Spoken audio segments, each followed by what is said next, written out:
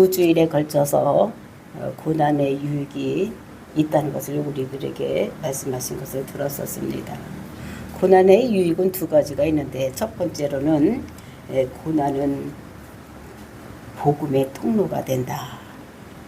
그러니까 우리가 고난을 받으면서도 예수를 믿는 것을 싫어하지 않는 것을 보면서 왜 너희들 그렇게 힘들고 어려운데도 믿고 있느냐. 그랬을 때 우리는 천국이 있기 때문이다. 이렇게 얘기를 하면은 그 믿지 않은 사람들이 그 소식을 듣고 정말로 죄에 대해서 죽고 하나님에 대해서 사는 이런 역사가 일어난다고 말씀을 드렸습니다. 그리고 두 번째로는 고난을 통해서 우리가 가지고 있던 죄가 다 끊어지는 역사가 일어난다. 그래서 우리가 우리의 모든 죄가 끊어졌기 때문에 이제 우리는 남은 시간을 하나님의 뜻에 따라 살아갈 수가 있는 것이다. 왜냐하면 내 죄를 지고 예수님께서 십자가 죽으셨기 때문에 우리의 모든 죄는 다 예수께로 넘어갔고, 또 예수께로 넘어가지 않는 고범죄, 그는 우리가 이 세상 살면서 고난을 통해서 우리가 모두 받았기 때문에 이제 우리는 고난을 겪지 아니하고 두려워하지 아니하고 정말로 우리가 남은 생애를 하나님 뜻에 맞게 살아갈 수가 있다 말씀을 드렸습니다. 그리고 이제 이어지는 오늘 본문의 말씀에서는 고난을 이기는 비결, 그 세 가지를 우리에게 말씀하고 있습니다. 첫 번째는 우리가 고난을 이기려면은 기도를 해야지 된다. 개인적으로 기도를 해야 될 것을. 그리고 이제 교회 안에서는 어떻게 해야 되느냐. 그 두 번째로 우리는 책임지는 사랑을 해야지 된다. 그다음에 세 번째로는 고난에 대한 관점을, 우리가 고난에 대한 우리의 생각을 바꿔야지 된다. 그래서 우리가 시편 119편에도 보면은 고난이 내게 유익이다. 그러니까 고난이 없으면 경고망동할 텐데 고난이 있기 때문에 나를 돌아보고, 그래서 죄지지 않는 인생을 살아가고 있기 때문에 우리는 고난에 대한 관점을 바꿔야 될 것을 우리들에게 말씀하고 있는 것입니다. 이 세상에서 고난이 없는 자는 없습니다. 왜냐하면 아무리 착하게 살아도 죄가 있기 때문에, 우리가 예수 믿으면 예수께로 죄가 넘어갔지만 그러나 안 넘어가는 죄, 즉 우리가 계획하고 이렇게 지은 죄는 넘어가지 않는 거예요. 그래서 우리가 그 죄의 싹은 사망이기 때문에 그 대가를, 죄에 대한 대가를 우리가 받아야지 되는 것입니다. 그래서 우리에게 고난이 있는 것. 그래서 고난이 없는 자는 그 고난을 나중에 받아야 되는 거예요. 이제 지옥 가서 받아야 되는 이런 것이기 때문에 우리가 살아서 고난 받는 것이 우리가 저 천국 가는 길이 되는 것을 우리들에게 말씀하고 있는 것입니다. 그래서 우리는 고난에 대한 생각이 바뀌고 또 이미 심판을 받았으므로 우리는 영은 이제 영생에 이르는, 즉 구원에 이르는 이런 확신을 가지고 살아가야 될 것을 우리들에게 말씀하고 있는 것입니다.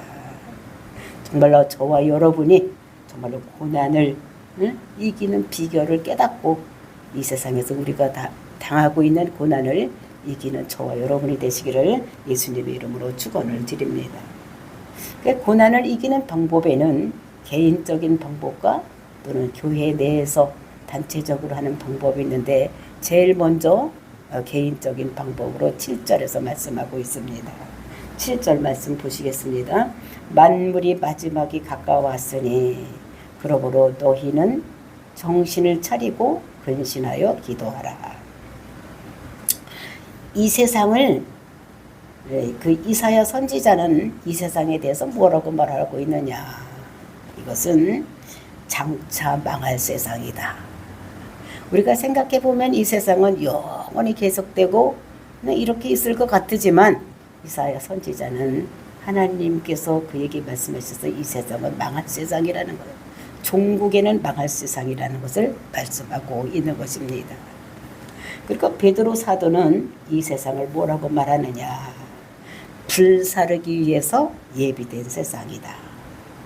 그러니까 우리가 제일 먼저 처음에 우리가 죄를 졌을 때, 세상 모든 사람들이 죄를 지었을 때 노아 시대 때는 불로 심판을 했습니다. 그리고 이제 마지막 심판은 불로 심판하실 것이다. 태워서 없애버릴 것이다. 그래서 세상은 우리가 생각할 때 영원할 것 같다. 없어지지 않을 것 같지만 영원한 세상이 아니라는 거예요. 그럼 어떻게 되느냐? 가을에 가랑잎이 떨어지면 그게 오그라지고 바람이 불면 날아가는 것 같이 이 세상은 언젠가는 쪼그라지고 날아가는 이런 세상이 될 것이라는 것을 우리들에게 말씀하고 있는 것입니다. 그리고 우리가 다니엘서를 보면은 그 신상을 통해서 세상 역사가 어떻게 되어질까를 말씀하고 있어요. 그래서 그 신상을 보면은 머리는 금머리로 되어 있고 은가슴, 철, 그다음에 멸발가락 뭐 이런 걸로 되어 있는데 그 금머리는 그 당시에 느부갓네살 왕, 즉 바벨론이 그때에 전 세계를 다스리고 있었을 때에 그 금머리는 바벨론을 생각하고 말하고 있는 것입니다. 그다음에 은가슴은 메대와 파사, 그러니까 두 나라가 메대와 그 파사가 두 나라가 첫 번에는 같이 있다가 나중에는 그 파사가 더 힘이 세서 이제 페르시아가 되는 이런 것입니다. 그래서 페르시아의 고레스 왕 이렇게 세상에 제국주의가 이제 흘러가는 이런 모습을 볼 수가 있습니다. 그 다음에는 좀 머리, 가슴, 그 다음에 배로 내려오는데 그 배는 누구냐면 헬라 왕 알렉산더. 그는 20살의 왕이 되어서 몇 년 안 돼서 전 세계를 통일하는, 그래서 이렇게 되는 것을 볼 수가 있는 것입니다. 그 다음에 이제 근데 그렇게 영원할 것 같았어. 힘이 세고 나가는 데마다 다 이겼지만 그래도 어느 날 갑자기 말라리아에 의해서 죽어서 그 제국이 내동강이 나는 이런 역사가 일어나는 것을 볼 수가 있었습니다. 그리고 이제 네 번째로 다리, 즉 로마를 얘기를 하는 거야. 로마를 얘기를 하는데 그때는 이제 황제들이 다스리는, 그러니까 이렇게 전 세계가 제국으로 이루어진 것은 이제 그 다음에도 조금씩 있어. 영국이 전 세계를 제패하고 뭐 이런 거. 근데 성경에서는 이제 제국주의는 그 바벨론, 그다음에 페르시아, 그다음에 헬라, 그다음에 로마, 여기까지가 제국이라고 생각을 하고 있는 것입니다. 그리고 이제 그 다음에는 열발가락 시대, 즉 열왕 시대를 얘기를 하고 있어요. 그러니까 이제는 제국이 한 나라가 전 세계를 다스리는 것은 없어. 그러니까 각 나라마다 대통령이나 왕이 있어서 자기 나라를 다스리는 이런 나라들이 될 것이라는 것을 성경에서는 예언하고 있는 것을 볼 수가 있는 것입니다. 그래서 열왕시대라고 하는데 그 열왕시대는 10개의 왕을 얘기하는 것이 아니라 열은 충만의 수, 이것을 얘기를 해서 이제 그 나라마다 일본은 일본대로, 한국은 한국대로, 미국은 미국대로 그 대통령이 나라를 다스리는 이런 나라가 될 것이다라는 것을. 그리고 이제 열왕시대 끝에서는 하늘에서 돌이 날라와서 그 신상을 부수고 다른 나라를 세우는 이런 것을 얘기를 하고 있는 것입니다. 그러니까 처음 것이 다 없어지고 다른 세상이 세워지는 이런 것들을 말하고 있는데, 이것은 예수님의 재림으로 인해서 예수님께서 왕이 되었어서 이 세상을 다스릴 것을, 그래서 이 세상 끝은 재림 예수 시대, 영원한 시대가 이루어질 것을 우리들에게 다니엘서서는 보여주고 있는 것입니다. 그리고 우리가 지금 보고 있는 베드로전서는 이때의 기록은 언제 기록된 것이냐? 로마 시대예요. 로마 시대에 황제들이 나라를 다스리고 있을 때 기록된 것인데, 이때도 만물의 끝이라고 그랬어. 만물의 끝이라고 있는데 지금 우리가 살아가고 있는 세상은 그때도보다도 훨씬 더 지난 세상에 살고 있는 것입니다. 그래서 우리는 지금 끝으로 가고 있는, 즉 말세 지말에 살고 있는 우리들인 것을 알아야지 되는 것입니다. 이렇게 끝으로 가면 이 끝에는 외부적인 환난과 내부적인 환난이 있는 것입니다. 그래서 우리가 마태복음 24장을 보면은 끝에는, 마지막 때는 이런 일이 있을 것이라는 것을, 종말에 대한 장이 마태복음 24장인데 거기서 뭐라고 말하느냐? 난리와 난리의 소문이 날 것이다. 난리가 난다는 거예요. 그 다음에 기근이 있고, 그 다음에 지진이 있고, 각 나라에서는 전쟁이 일어나는 것이 있을 것이다 라는 것을 말씀하고 있어요. 그러니까 오늘날도 이 세상에 어떻게 전쟁이 일어나고 있는 거예요. 우크라이나와 소련이 싸우고, 그 다음에 이스라엘과 이란이 싸우고, 막 폭격기를 들고, 이런 것이, 이것이 뭐냐면 말세의 징조라는 것을 우리들에게 말씀하고 있는 것입니다. 그 외부적인 것만이 아니라 내부적인 것도 있는데, 내부적인 환란은 어떤 것이 있느냐, 이것은 적그리스도가 출현할 것이라는 거예요. 적그리스도가 자기 혼자만이 아니라 거짓 교사들, 또 거짓 선지자들 두어서 사람들을 선종해서 우상에게 절하게 하는, 이렇게 해서 혼란을 일으키게 하는 것을 볼 수가 있어요. 그래서 그것이 어디에 적그리스도가 신상이 어디에 세워지느냐, 그것이 거룩한 곳에 세워진, 즉 교회에 그런 것들이 세워지는, 그래서 우상 숭배를 하게 하고, 그다음에 신상에 절하게 하고, 동성연애를 합법화시키는 이런 일이 일어날 것이라는 것을 말씀하고 있는 것입니다. 이렇게 외적인 환란 또는 내적인 환란이 교회에서도 일어난다는 것을 우리들에게 말씀하고 있는 것입니다. 우리가 요즘 세상 뉴스를 보면은 불안해. 앞날에 대한 두려움이 들으면 들을수록 우리가 가중되고 있는 것을 볼 수가 있습니다. 그러니까 국가가 죄를 짓게 만드는 거예요. 법적으로 합법화시켜서 법적으로 죄를 짓게 만드는 거예요. 동성연애를 하고, 그것이 국가에서 죄를 짓게 만드는, 법적으로 합법화시키는 이런 것을 봤을 때 정말 세상은 앞으로 가면 갈수록 우리가 생각할 때 문명이 발달되면 더 좋아지는 세상이 올 것이라고 생각하지만, 세상은 자꾸 악해지고 나빠지는 세상으로 가지 좋아지는 세상으로 가지 않는다는 것을 우리가 알아야지 되는 것입니다. 이런 세상에서 우리가 환란을 이기는 방법이 우리가 7절에서 읽었던 것 같이 정신을 차려야지 된다. 정신을 차려야 된다. 너희는 정신을 차리고, 그리고 또 어떻게 해요? 근신하고, 그리고 기도하라 말씀하고 있는 것입니다. 우리가 정신 차려야 되는 거예요. 정신 안 차리다가는 그냥 어떻게 해요? 마귀의 밥이 될 수밖에 없는 것을 우리들에게 말씀하고 있는 것입니다. 그래서 우리가 기도해야지 된다라고 말하고 있는데, 기도를 하면 내 영이 강해지는 거예요.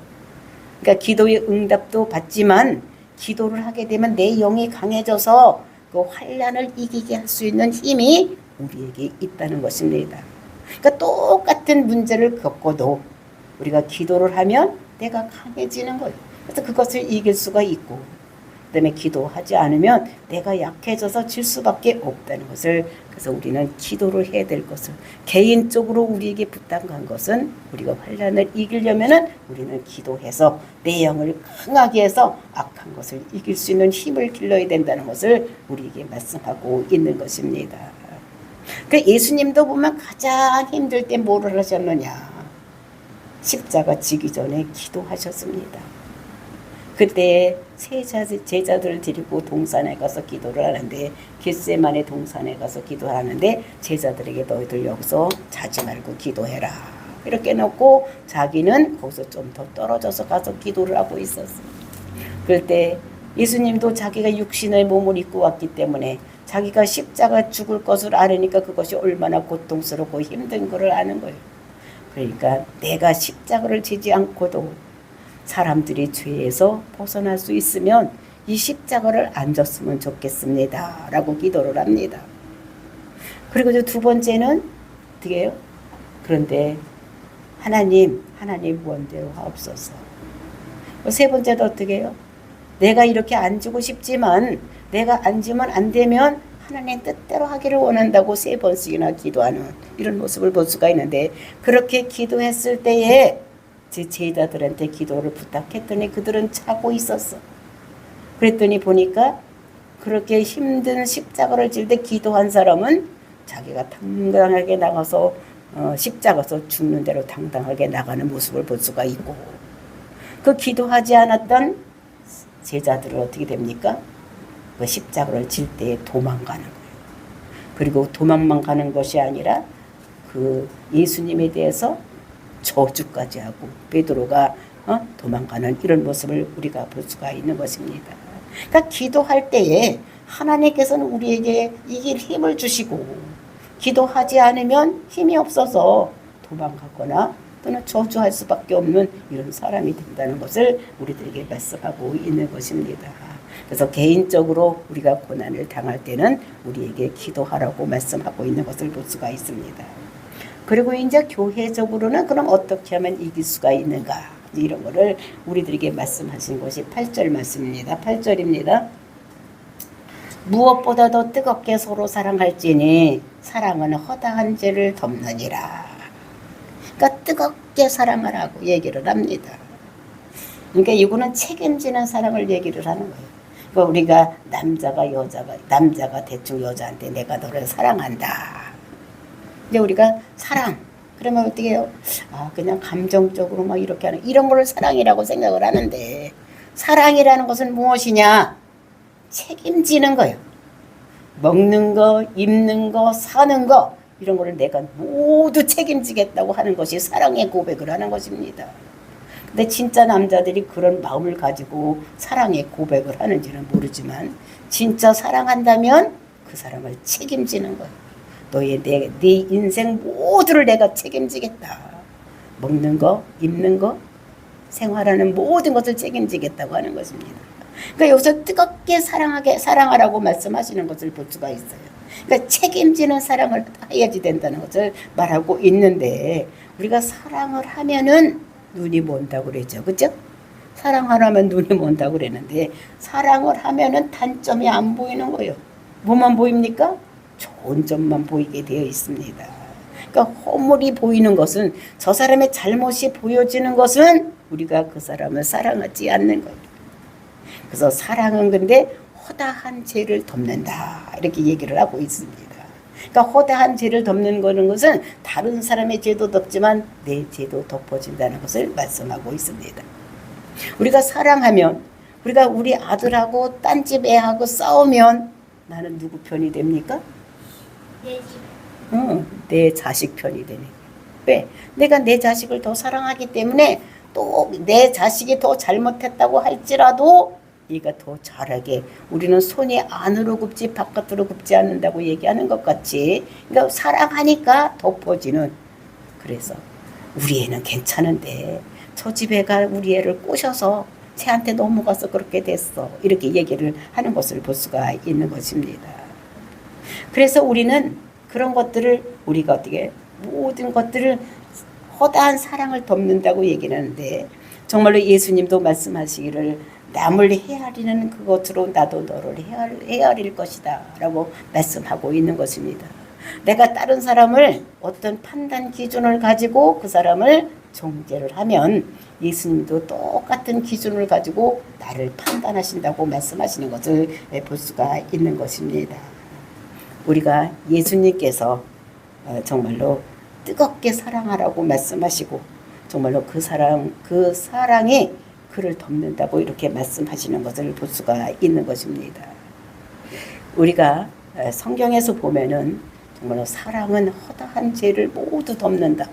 그러니까 예수님께서 십자가에 죽으신 그 죽으신 사랑이 우리의 모든 죄를 덮는 이런 것들을 말씀하고 있는 것입니다. 그러면서 9절 말씀 보시겠습니다. 서로 대접하기를 원망 없이 하고, 그러니까 서로 대접하기를 원망 없이 하라. 근데 여기서 서로 대접하기를 헬라어로 얘기를 하면은 필레스트레스 이런 말인데, 그는 나그네를 사랑하라 이런 뜻입니다. 근데 나그네를 사랑하는데 어떻게 사랑하느냐면 필레오 사랑을 하라, 즉 형제를 사랑하는 것 같이 우리가 사랑할 것을 우리들에게 말씀하고 있는 것입니다. 이때 나그네는 어떤 사람이 나그네가 되었었느냐? 이것은 네로의 핍박으로 인해서, 그러니까 예수 믿다가 네로의 핍박으로 인해서 집도 빼앗기고 또 모든 직장도 빼앗기고 막 이렇게 했던, 이래서 그러니까 잡히면 죽으니까 사자배비 되고 감옥에 가고 이러니까 떠돌아다니는 사람들이 있었다는 것입니다. 그리고 이제 그 당시에는 그러니까 순회 전도자들이 있었어요. 큰 교회가 있는 것이 아니라 그러니까 그 사도직을 가진 사람, 즉 내 교회 내 교회만 생각하지 아니하고 전체 교회를 생각하는 사람이 이 사도직인데, 그런 사람들이 돌아다니면서 전도를 하는 사람들이 있었습니다.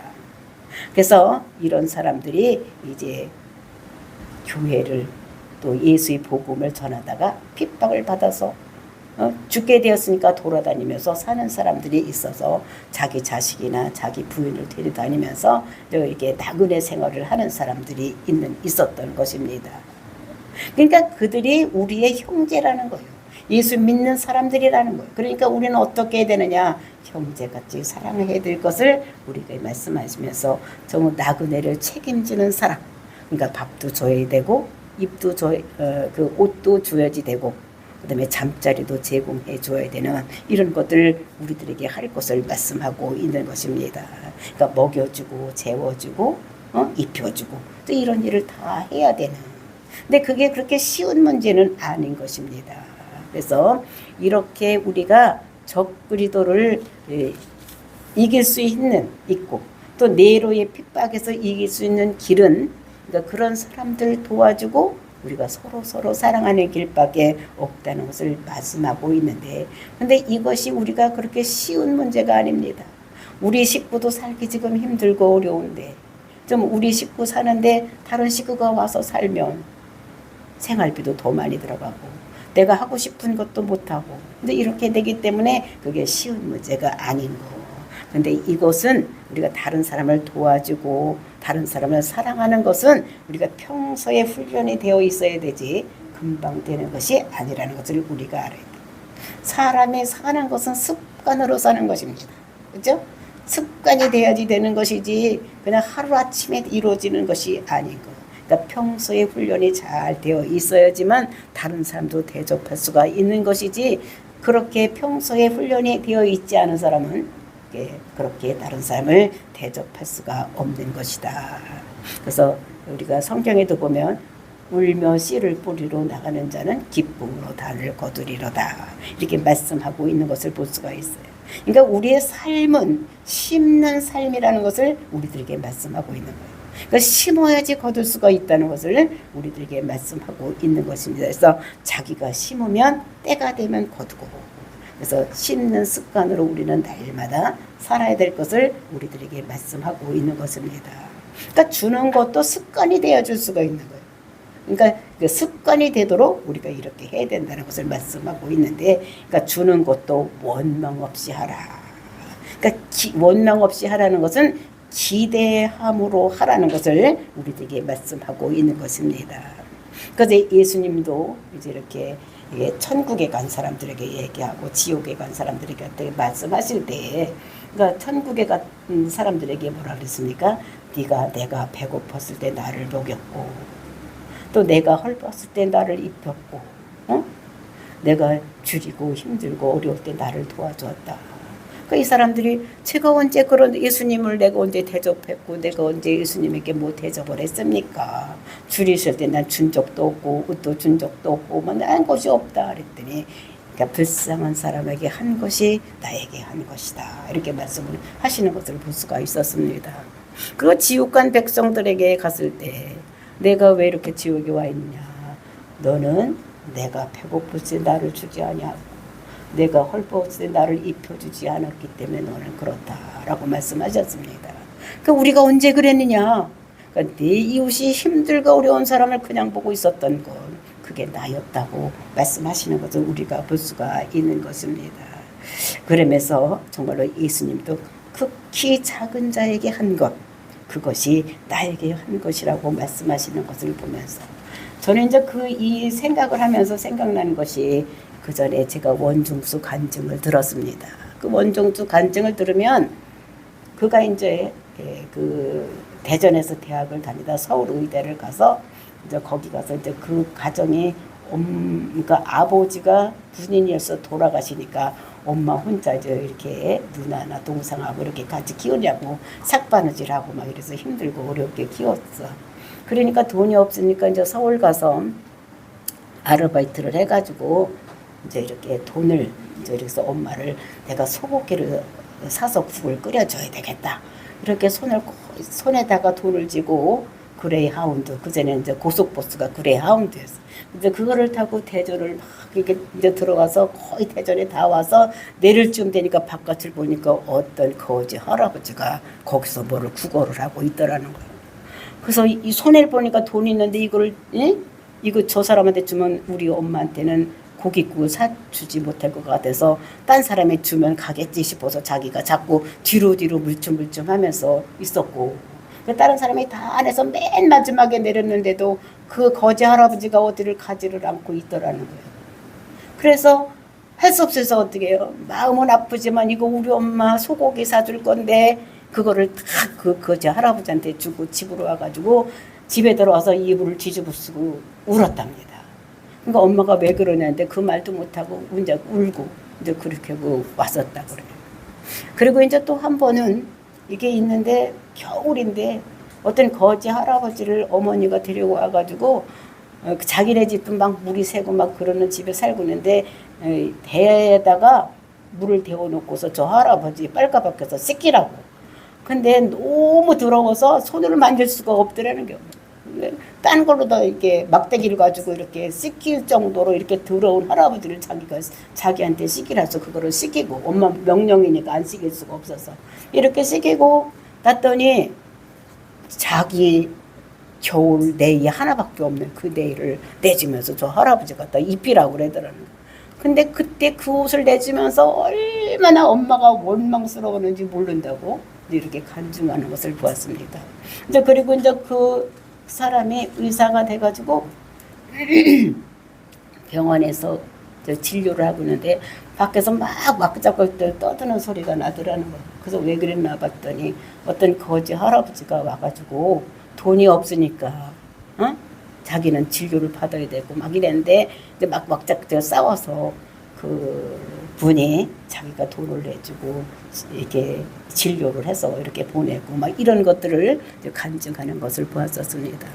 그리고 이제 자기가 유학을 가기 위해서 가는데 비행기 표가 없어서 그때는 이제 그 홀트하등북에서 그 애들을 데리고 이렇게 가는데 이제 그 애들을 자기가 비행기 안에서 이제 이렇게 데리고 가는 이런 거서. 근데 그 비행기 안에서 걔들이 엄청나게 울어도 하여튼 한심도 못 자고 걔들을 돌보고 이렇게 갔는데 내려와서 이제 보니까 그 홀트 아동북에서 그 애들을 인수인계를 하고 그리고 자기가 이제 갈 때를 찾으려고 보니까 전화를 하니까 이거 안 되더래. 그래서 어디로 가느냐면은 자기 엄마가 이제 선교사하고 이렇게 친하게 있었던 사람이 있어서 거기를 전화를 했더니 어디로 오라고 그래서 거기를 갔더니 그때 마침 뭐를 하고 있었느냐. 거기서 집회를 하고 있었더라는 거죠. 그래서 뒤에 가서 앉아서 이렇게 기도를 했더니 자기가 옛날에 그 거지 할아버지 또 노인 양반들한테 했던 것들이 스크린 지나가듯이 영상으로 싹 지나가더라는 거예요. 이제 그러면서 그게 나였다고 이제 이렇게 그 환상으로 이제 이렇게 보여주시더라고요. 근데 그 환상이 딱 깨고 났는데 그 앞에서 인도하던 목사님이 당신 나와서 여기 나와서 간증을 하라고 이제 이렇게 시키더라는 것입니다. 근데 자기는 한국에서 대학을 다녔지만 영어는 그러니까 우리나라 영어밖에 못하는 거죠. 미국 영어는 하나도 못하고 이제 이렇게 하고 있는데 이제 큰일 났다고 생각을 하고 안 나가려더니 빨리 나오라서 아이고 하나님, 예? 나는 영어도 한마디도 못하는데 큰일 났다. 하나님 이렇게 여기까지 와서 나를 망신을 시키시려고 그럽니까? 이건 나만 망신이 아니라 가보시기 망신입니다. 하나님 망신, 내 망신, 나 망신이라고. 이제 이렇게 나가서 이제 입을 막 불렸더니 자기 입에서 유창하게 영어로다가 막 나오더라는 그 간증이. 그때 사람들이 막 아멘 아멘 하고 난리가 났는데 또 어떤 사람이 뭐냐면 손을 반짝 들더니 지금 내가 어깨가 아파서 죽겠는데 당신이 기도하면 낫는다고. 또 이래더라는 거예요. 이거는 진짜 한 번도 치유기도도 한 번도 안 해봤는데 이거 큰일 났다 싶었는데 모르겠다. 이제 영어로 안 하고 이제 한국말로 하면 저 사람들도 못 알아들 것 같아서 막 한국말로다가 막 했더니 그 사람이 할렐루야 하면서 지금 싹 났다고 이렇게 하더라는 것입니다. 이제 그래서 그것이 무엇이냐. 하나님께서 어떻게 해요?